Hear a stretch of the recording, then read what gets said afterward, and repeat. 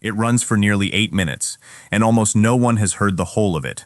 What reached most people was a sliver, 15 seconds pulled loose from everything around it and passed from screen to screen until it stopped meaning anything at all. But the full call exists. It was placed on the afternoon of the 4th of July from a boat sitting off the coast of Mississippi, and it was released as an official record by the state's Department of Marine Resources. I have that recording. And in a moment, you are going to hear how it truly begins. Not the fragment someone chose for you, but the call as it actually happened, from the first ring to the final word. Because the version handed to the public left out nearly everything that matters. It left out the long silence before anyone speaks. It left out the questions a dispatcher had to repeat again and again before she got a straight answer. It left out the moment the whole thing was quietly waved off. And it left out the young man this call was supposed to be about, whose name, by the time his body was pulled from the water, the entire country would come to know. Nolan Wells was 18 years old. He crossed the water to a crowded island with his friends to celebrate a holiday, and he never came home. What unfolded in the hours between is a question the people with the most authority to answer it have refused to touch. The officials have gone quiet. The evidence has been sealed. So the only way left to understand any of this is to take what genuinely exists, piece by piece, and set it out in full. That is exactly what we are going to do. Before we go a step further, if you want the complete picture on stories like this one, the whole record instead of the fragment, subscribe to North American Crime Case and tap the like button, because it truly helps this work reach the people still searching for the truth. Now, let us begin where it actually starts. To understand the call, you first have to understand the day. The 4th of July, 2026. Just before 10 in the morning, a boat pulled away from a private dock in Ocean Springs, Mississippi, carrying a group of high school friends out toward open water. A little after 11, it reached Horn Island, a long, narrow ribbon of protected wilderness that lies roughly 10 miles off the mainland. No houses, no shops, no lifeguards, only sand, seagrass, and on that particular holiday, hundreds of people who had made the same crossing to mark the occasion.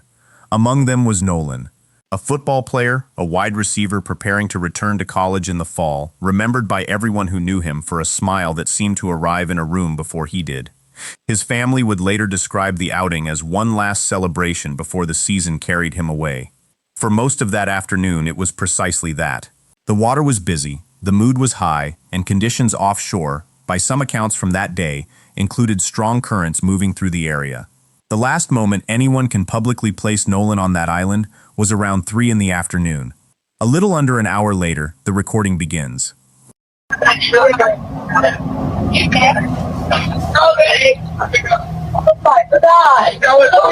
Detail assistance, Vicky speaking. How can I help you? Hey, we're at the west tip of Horn, and our bilge pump stopped working. We're sinking. Can you all please come? We have a membership. All right, of course. How far is the water coming up, sir? Can you give me a description? Ankles? Hello? What did you say? Hey. Yes, how far is the water coming up, sir? It's coming up. We're just sinking. I don't know. Like we're going down. The call did not go to 911. It went to a private towing service, the kind boaters keep on hand for exactly this sort of trouble. And the trouble was real. The vessel's bilge pump, the pump whose only job is to push water back out of the hull, had stopped working, and water was rising inside the boat. You can hear the strain in the voice of the young man who called. He gives the location, the western tip of Horn Island. He says they are going down. He asks, simply and directly, for someone to come. What follows is not the frantic cinematic emergency you might imagine. It is slow and muddled, and in its own quiet way, that is what makes it so difficult to turn away from. The dispatcher works to gather the basic facts any tow operator would need. How high is the water? What kind of boat? Who owns it? And the answers return in fragments, difficult to pin down. A membership the caller cannot fully confirm. A description he struggles to complete. At one point, the dispatcher, now speaking to her own captain on a separate line, sums up the whole situation with a kind of tired sympathy. She describes a group of kids stranded on the water, a boy whose father holds the membership but who cannot supply the details, a boat taking on water, and a crowd she estimates at around 7 people, most of them, she assumes aloud, under 18. I don't know the phone number. It's either Jerry Atkerson. I think it's Jerry Atkerson. Try that. Everybody was on this first. I know we have a membership, like, guaranteed. Sure. I don't have the tag on here. It got ripped off.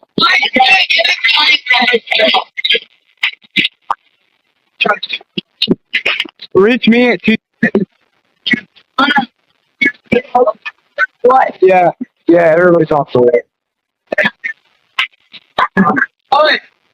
What? No, we do not need that.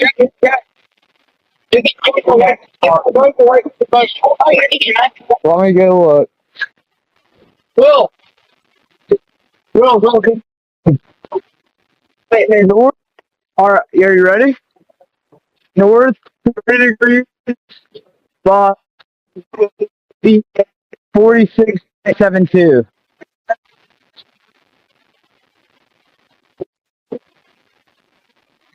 Sorry, look. What do I need to send you? Yeah, what? No, we do not have the VHF radio. Okay, my coordinates are 30 degrees by 14.684 north, and then west by 88 degrees by 46.79.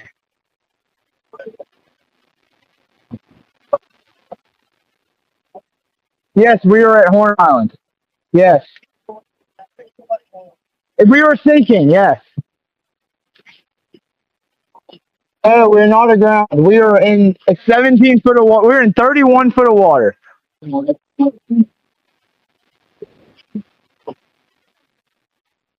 I want to get this boat unsank and towed back, yes. You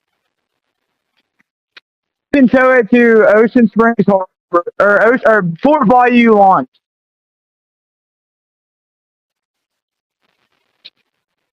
No, there's no children.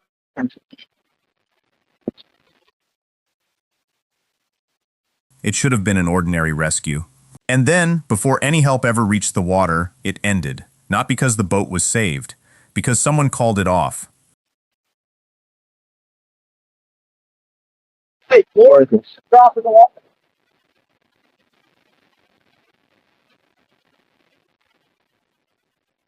Kind of jump in and pull the plug, Bart, while you're going.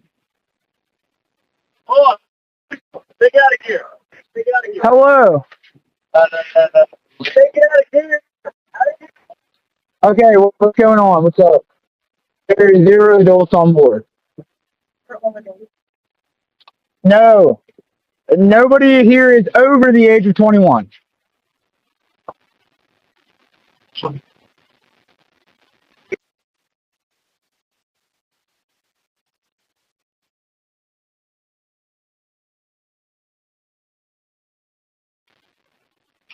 Hello?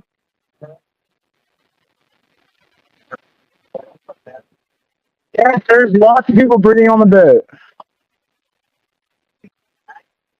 Like 7. 1, 2, 3, 4, 5, 6. Yes, we have life jackets available. A Triton, 22 foot offshore 22 foot Triton offshore sea flight hull.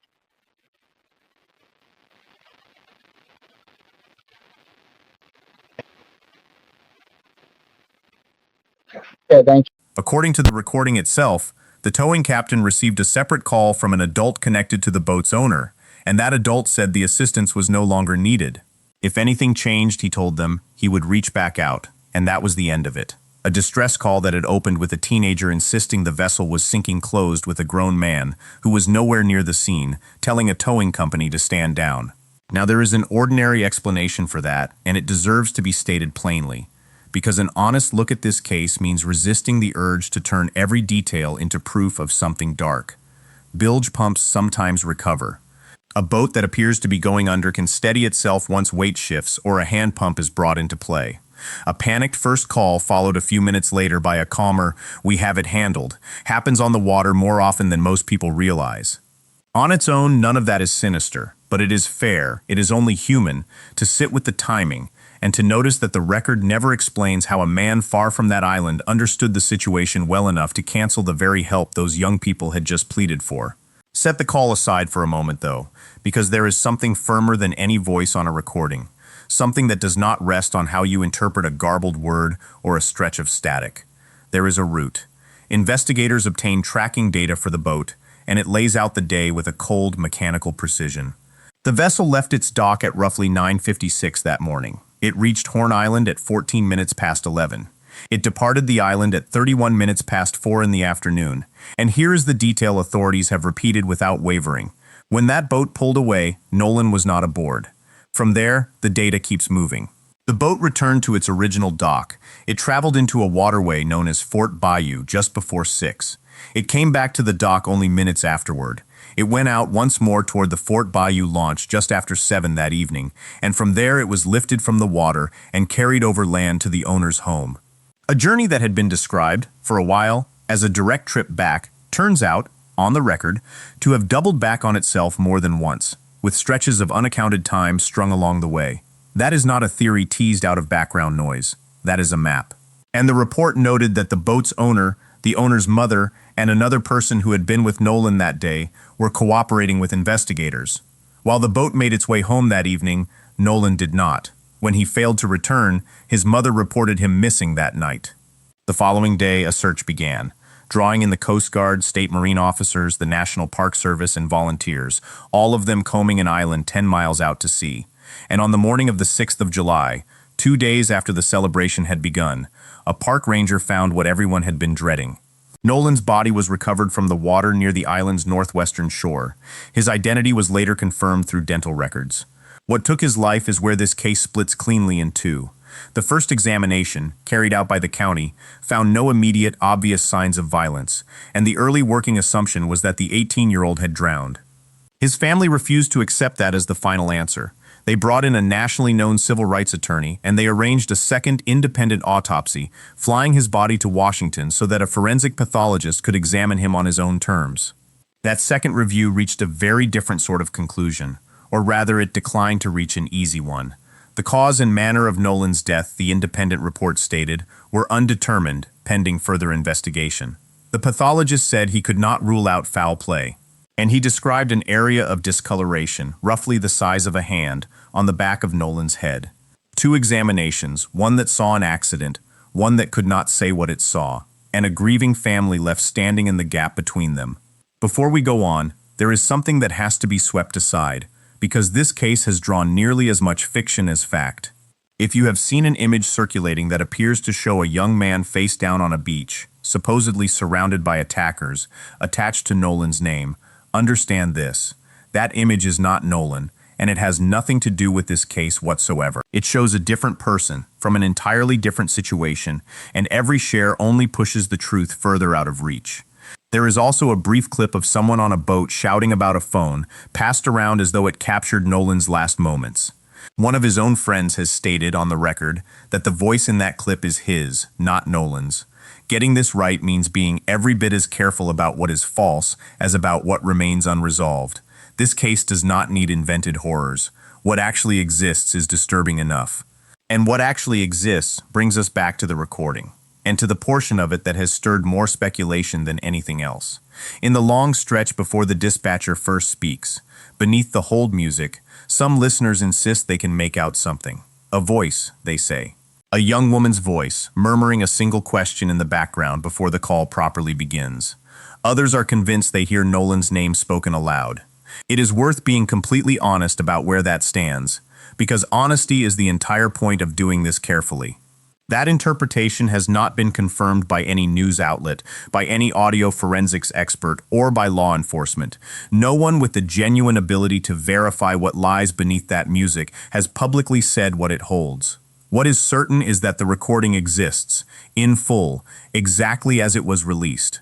What is unproven is what some people are sure they can hear inside it. The distance between those two things is where this entire conversation has taken up residence. You might expect the people running the investigation to step in and settle it. They have not. The district attorney overseeing the case has spoken publicly only to explain her silence, saying that in her jurisdiction nearly every death that is not plainly natural or a simple accident is brought before a grand jury as a matter of ordinary procedure, and that the evidence, including the official autopsy, will remain sealed until that process runs its course. She has been direct that this is not an attempt to hide anything, but a means of protecting the integrity of the work. On its own terms, that is a defensible position, and it deserves to be heard as one. Yet it has produced a strange imbalance.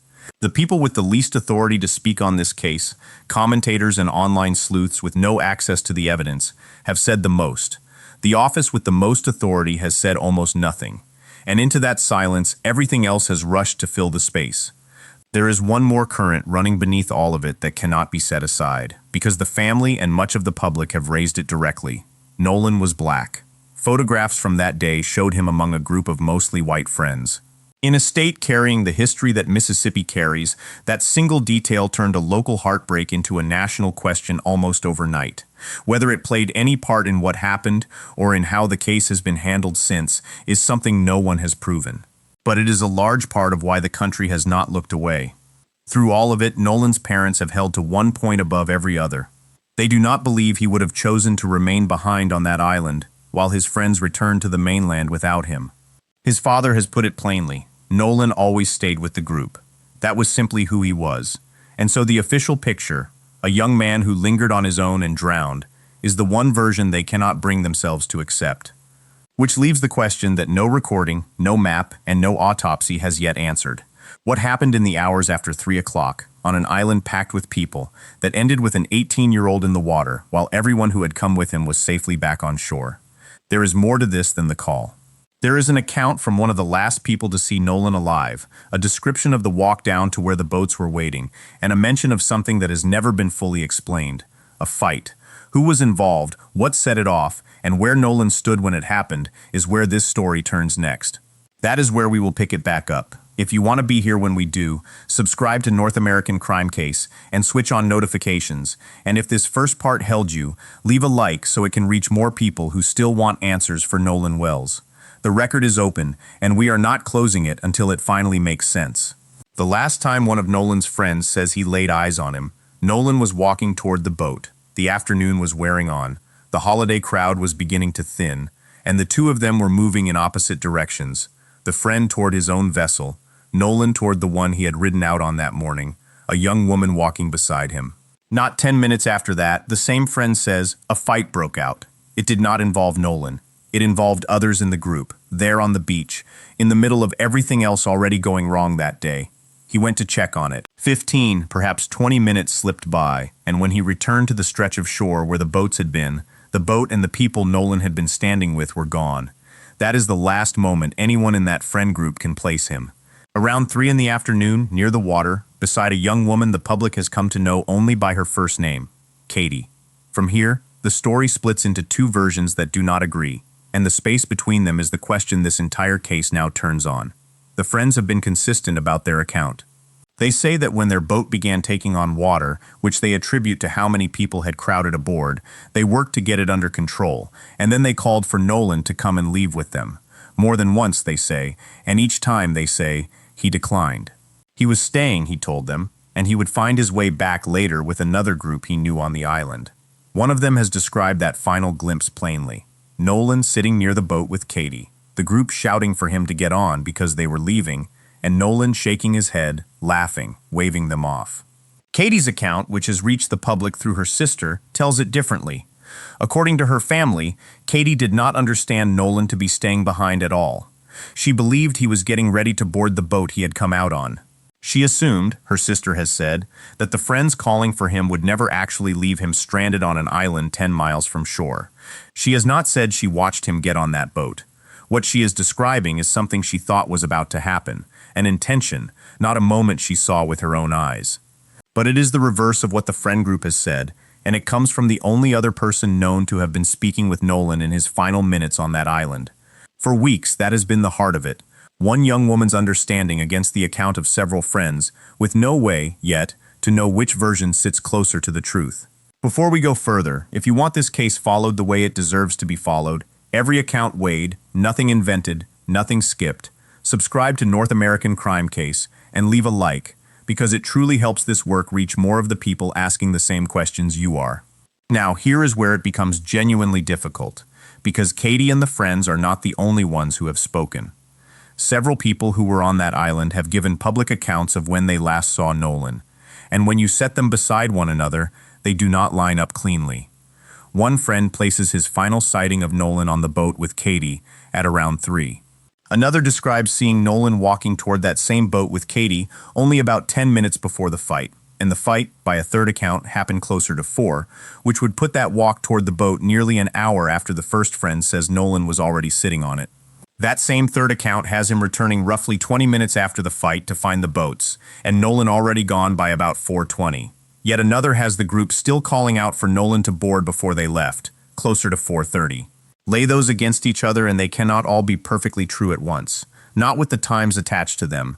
Either someone's memory of the clock is off, or someone's memory of what they saw is off, or there is a piece of that hour nobody has described yet. And here is the part we are going to be careful about.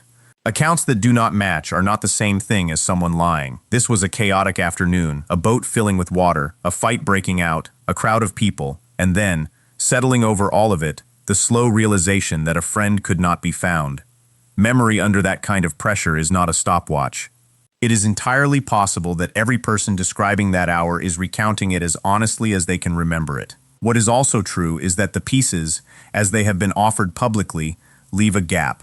And closing gaps like that is precisely what investigators exist to do. There is one detail inside all of this that has drawn particular attention, and it deserves to be handled with care. At some point that night, it became clear that Nolan's phone was not with Nolan, it was with the group. When his mother learned that, and how, has become one of the more contested points in the case. The friend who has spoken most about it has said that many people left their phones on the boat that day, that his group ended up holding several of them, and he has described a family friend of the Wells family arriving at the house late that night to collect Nolan's. He has also directly denied any suggestion that something was deleted from that phone. None of it has been settled as fact one way or the other. What is certain is only this. A young man's phone, in the hours after he vanished, was in someone else's hands, and the exact sequence of who knew what and when has never been cleanly pinned down. That phone matters so much because of how far this has traveled. This is no longer a quiet local case. Federal authorities have entered the picture. The FBI is reported to be examining threats made against witnesses and officials tied to the investigation. Sit with that for a moment. Whatever anyone believes happened on that island, threatening the very people who might help establish the truth, is its own kind of wrong, and it has now drawn the attention of the country's leading law enforcement agency. A death that began as a holiday gone wrong has become something people are willing to intimidate others over. Some of that intensity traces straight back to the recording. Within the same call for a tow, there is a stretch where the dispatcher simply tries to establish how many people are aboard, and the answers come back tangled. A back and forth that takes several tries before anyone plainly confirms that yes, there are people on the boat, around 7 of them. On its own, it is the kind of muddled exchange you might expect from frightened young people on a failing connection. Some listeners have heard more in it than that, but no one with the tools and the authority to say what that confusion actually means has publicly done so, and until that happens, it stays what it has been, a strange few moments on a recording, and nothing proven past that. While the public has argued over audio and timelines, Nolan's family has been building something far more concrete. On the day they buried their son, their attorneys sent formal letters to several of his friends and to those friends' parents. These were not lawsuits. They were spoliation letters, 10 pages long according to those who have reviewed them, and their purpose is exact. They place the recipients on notice that litigation over Nolan's death is reasonably anticipated, and they create an immediate duty to preserve anything that could be relevant, messages, photographs, devices, all of it, left untouched. That obligation, the letters make clear, extends beyond the person holding them to their families and to anyone acting on their behalf. The firm behind them, based in Mississippi and working alongside the family's nationally known attorney, took that step on the very day a community gathered to grieve. It tells you how seriously this family is treating the question of accountability, entirely apart from whatever the criminal side eventually produces. They laid a second piece of groundwork as well. Nolan's mother filed a petition asking a court to name her the administrator of her son's estate. On paper it sounds procedural. almost bloodless.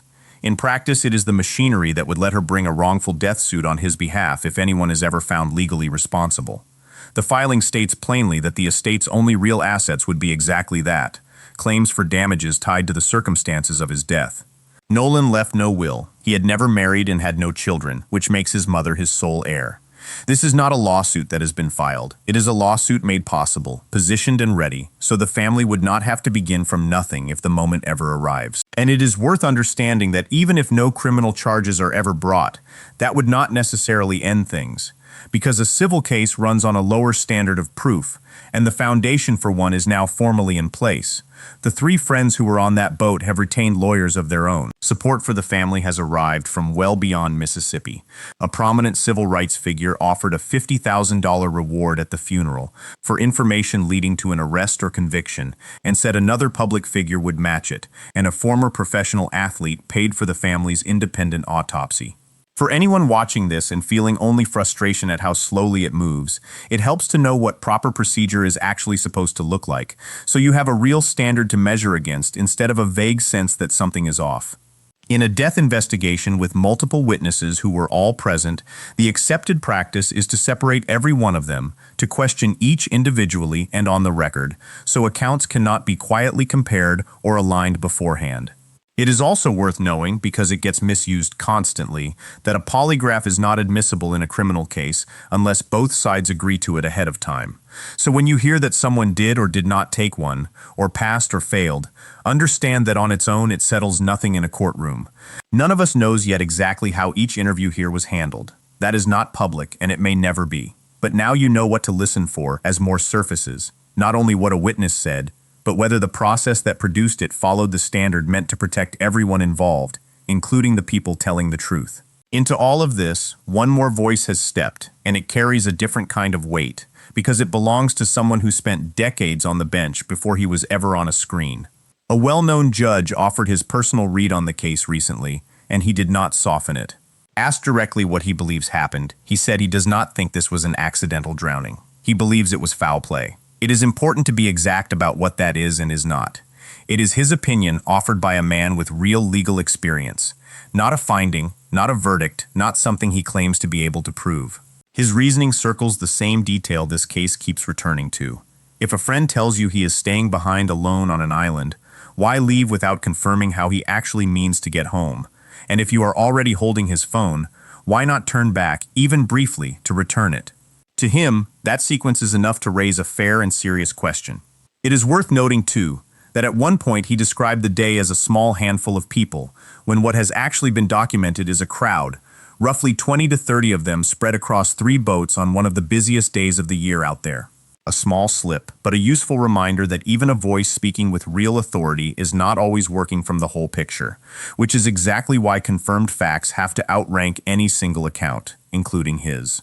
That same judge spoke to something this case has carried from its first day, the question of race, and Mississippi's particular history with it. He said he believes bias has shaped how the investigation has been handled, and he drew a line to some of the darkest chapters of the state's past. He is not alone in that view. The family and other prominent figures have voiced it as well. It is not something that can be proven or dismissed from where we sit. It is a perspective a great many people watching this case hold deeply, and one that others push back on just as firmly. And both of those reactions are real, and both belong in the same conversation.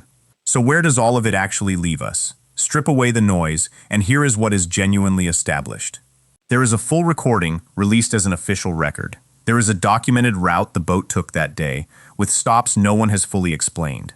There are formal legal letters and an estate petition marking the first real steps towards civil accountability. There is federal attention now, aimed at threats against the people involved. And there is an 18-year-old who went to celebrate a holiday and did not come home. Here is what is still missing: the things that could actually turn question into answer. A full forensic examination of that phone. Toxicology results, still outstanding. Still the one test standing between undetermined and known. A direct account from Katie herself, in her own words rather than through her family. And the grand jury, which has not yet formally begun, and which nearly every serious voice keeps pointing to as the moment this either moves toward charges or does not.